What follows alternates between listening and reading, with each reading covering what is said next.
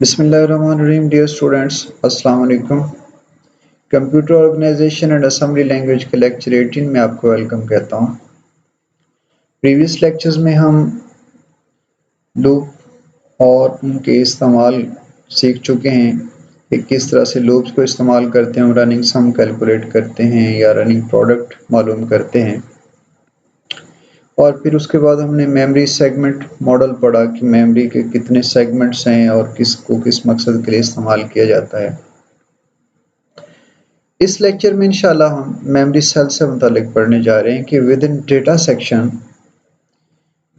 जो वेरिएबल्स बनते हैं, आम हाई लेवल प्रोग्राम जब हम बनाते हैं तो उस वक्त जो आप वेरिएबल्स बनाते हैं वो डेटा सेक्शन में बनते हैं।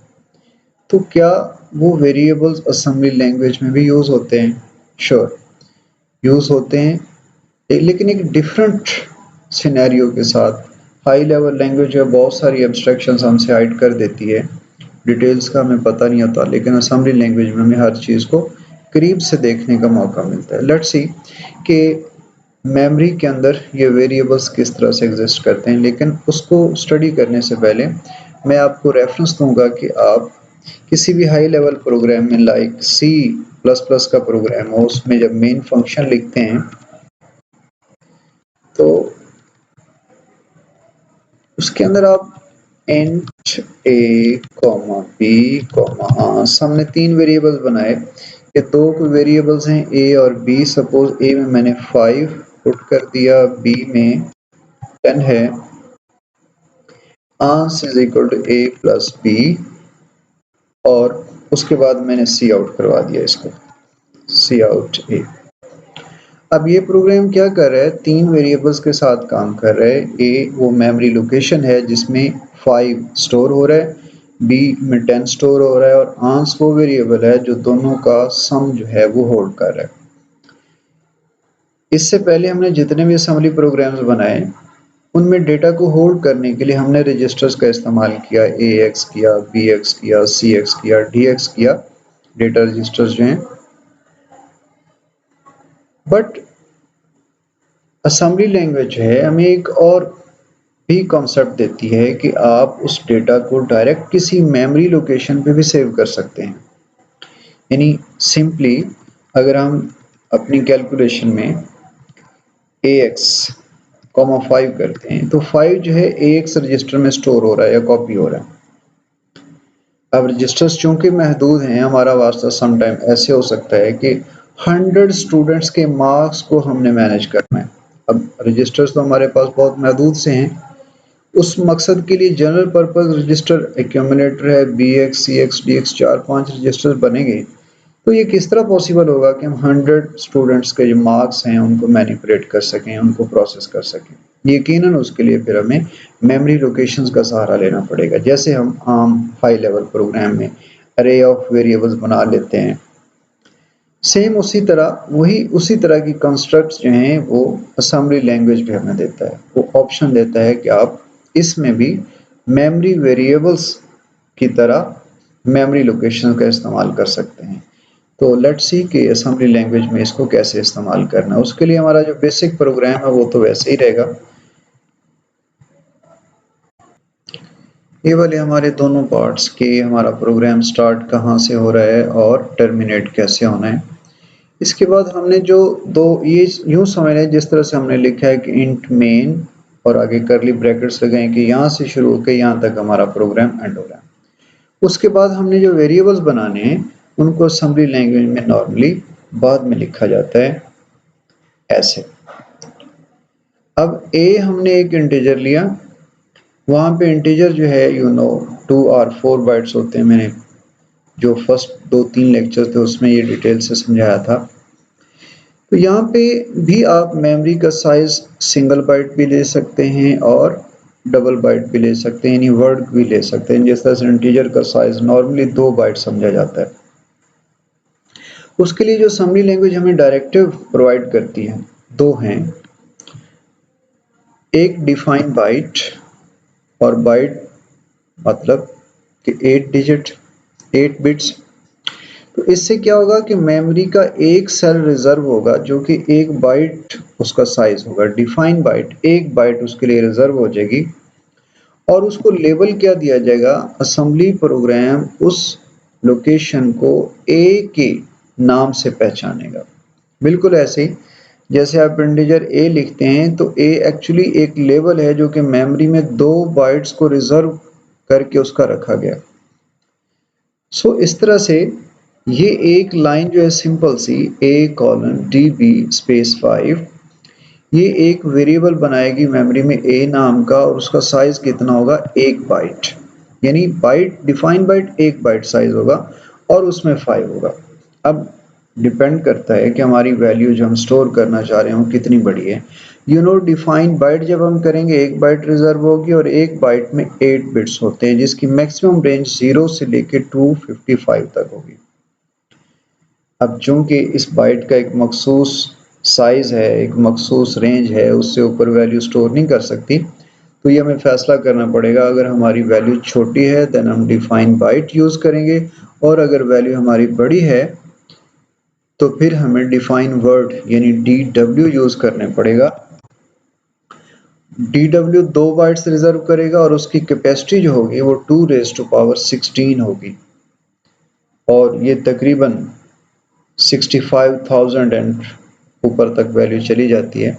सो इस तरह से हमारी चूंकि इस वक्त रिक्वायरमेंट बहुत सिंपल है इसलिए हम डिफाइन बाइट डायरेक्टर यूज करते हुए 1 बाइट इस वेरिएबल के लिए रिजर्व करते हैं। इसी तरह हमने एक और वेरिएबल बनाया b और उसके अंदर हमने 10 सेव किया और फिर आंसर नाम का एक वेरिएबल बनाया डिफाइन बाइट और चूंकि इसमें इनिशियली कोई वैल्यू नहीं है इसलिए उसको 0 से इनिशियलाइज करवा लिया। अब हमने इनका इस्तेमाल कैसे करना है, वेरी सिंपल। हम ये चाह रहे हैं, अब ये वैल्यूज तो इनिशियलाइज हो चुकी हैं, यानी ये ऐसे ही है जैसे हम लिखते हैं int a is equal to 5।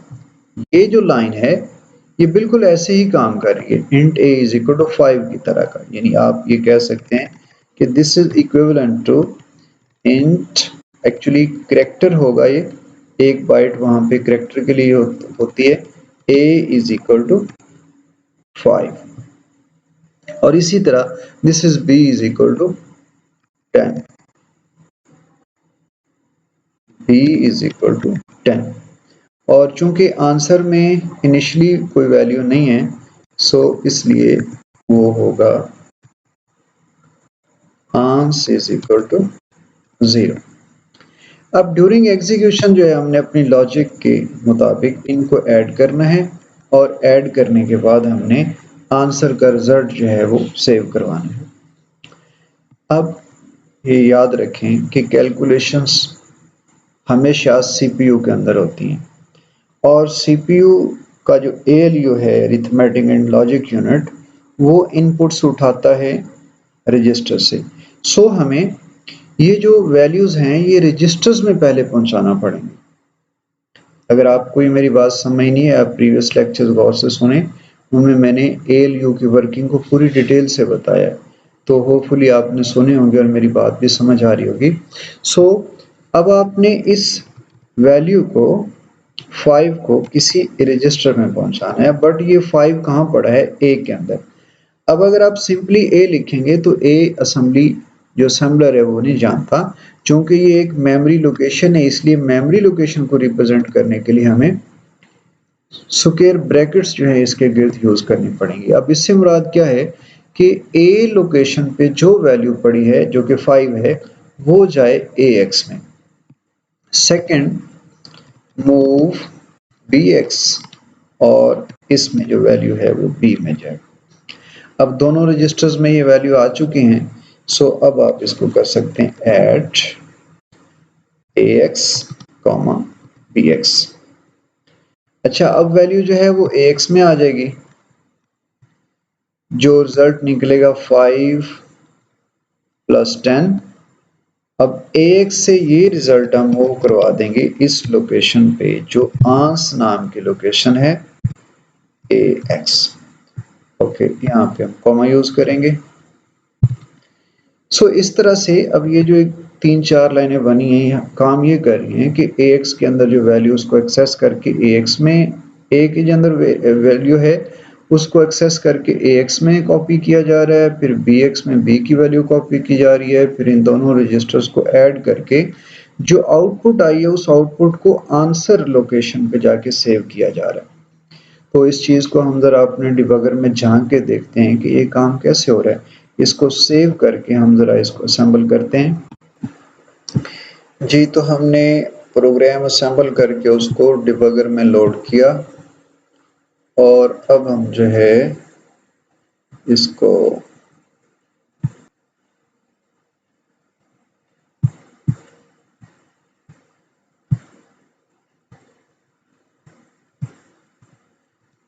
देख सकते हैं। यहाँ बैकग्राउंड में हमारी जो कोडिंग है, जो इंस्ट्रक्शन है वो भी आप देख रहे होंगे। यहाँ लिखा हुआ था हमारी पहली इंस्ट्रक्शन मूव AX कॉमा आगे उस मेमोरी लोकेशन का नेम था। बट यहाँ पे देखें इसी कोड के अंदर जो कोड विंडो है जिसमें आपको ये कोड नजर आ रहा है, यहाँ लिखा हुआ है मूव AX कॉमा और ब्रैकेट में लिखा हुआ है 01111, मतलब कि A रिप्लेस हो गया अपनी एक्चुअल मेमोरी लोकेशन से कि A कहाँ बना है 01111 पे। तो अब देखते हैं इस मेमोरी को डंप करके कि ये 01111 पे क्या पड़ा इस वक्त। ओके, इसका तरीकाकार ये है, हमारे पास ये कोड विंडो के साथ दो विंडोज मेमोरी की हैं जिसके अंदर आपको ये नजर आ रहा है छोटे छोटे जो पीसेज, इनको मैं आज समझाता हूँ। M2 DS और 0100 ये कर लें। इससे हमारा जो मेमोरी एरिया है वो डंप हुआ और आप देखेंगे अगर मेरा कर्सर जो पॉइंट कर रहा है नीचे जो मेमोरी सेक्शन 2 है यहाँ पे 0110 से लोकेशन स्टार्ट हो रही है और ये 1 यहाँ अगर आप देखेंगे तो ये लोकेशन जो है इसकी बात कर रहा हूं मैं 0110 और उसके साथ ये पहली लोकेशन जो है यहाँ पे 21 पड़ा है, कोई गार्बेज वैल्यू है, और उसके बाद 1 जो है यहाँ आप देखेंगे तो 5 पड़ा है। ये वो 5 है जो A के अंदर हमने रखवाया है क्योंकि A जो बनी है लोकेशन वो 01111 पे है। उसके बाद जो B लोकेशन है वो चूंकि एक बाइट है, अब वेरी नेक्स्ट उसमें 0112 देखिए 0112 और इधर आप मेमोरी में झांक के देखेंगे तो 0112 पे क्या पड़ा है A मींस यू नो 10। सो हमने B में 10 ही रखवाया था, सो इस वजह से A के अंदर इस वक्त 5 है और इस 0112 जो कि B एक्चुअली है, B का एक इस लोकेशन का नाम B रखा हुआ है, वहां पे 10 है। तो अब इस प्रोग्राम को अगर आप रन करते हैं तो फर्स्ट इंस्ट्रक्शन के रन होने पे यकीनन AX में 5 आया और BX में 10 यानी A, और इन जब दोनों को ऐड किया तो AX में F यानी 15। सो अब इसको आप मूव करवाएंगे, नेक्स्ट जो है एक एक बाइट का गैप है, तो नेक्स्ट जो आंसर है वो 0113 पे बना है। अब आप इसको रन करेंगे अगर तो AX में F था और 0113 पे अगर आप नोट करें तो ये F आ चुका है, इससे पहले ये F नहीं था। सो इस तरह से आंस की जो लोकेशन है वहां पे उसका रिजल्ट जो है पहुंच चुका, यानी इस तरह से अब हमारा जो रिजल्ट है वो सिर्फ रजिस्टर ही में नहीं रहा बल्कि रजिस्टर से वापस राइट हो गया मेमोरी लोकेशन में, और फॉर फ्यूचर यूजेज अगर आप उसको इस्तेमाल करना चाहें वहां से दोबारा आप उठा भी सकते हैं उस वैल्यू को। तो यूं जो मेमोरी और CPU के दरमियान रीड राइट ऑपरेशंस हैं, यानी CPU जब चाहे मेमोरी की किसी लोकेशन को राइट कर ले, जब चाहे वहां से रीड कर ले। हमने इस प्रोग्राम में ये दोनों चीजें सीखी। फर्स्ट ऑफ ऑल हमने मेमोरी लोकेशन को रीड करना सीखा, मेमोरी सेल जो A नाम से था उसको हमने रीड करना सीखा, यानी AX सेकेंड ऑपरेंड के तौर पे यहाँ से वैल्यू रीड होके इसमें राइट होगी, और फिर इसी तरह से B सेकेंड आर्गुमेंट B और BX में राइट होगी। लेकिन जब आप राइट करेंगे मेमोरी सेल को तो फिर वो बतौर फर्स्ट आर्गुमेंट आएगा और रजिस्टर के कंटेंट सेकंड आर्गुमेंट के तौर पे आएंगे। इस तरह से सेकंड आर्गुमेंट के कंटेंट जो हैं फर्स्ट आर्गुमेंट में राइट होंगे। सो इस तरह से आंसर में जो हमारा आंसर कैलकुलेट हो रहा है 15 यानी F, वो जाके राइट हो गया और इसको आप स्क्रीन पे देख चुके हैं। थैंक यू सो मच, अपना ख्याल रखिएगा, बहुत शुक्रिया, अल्लाह हाफिज़।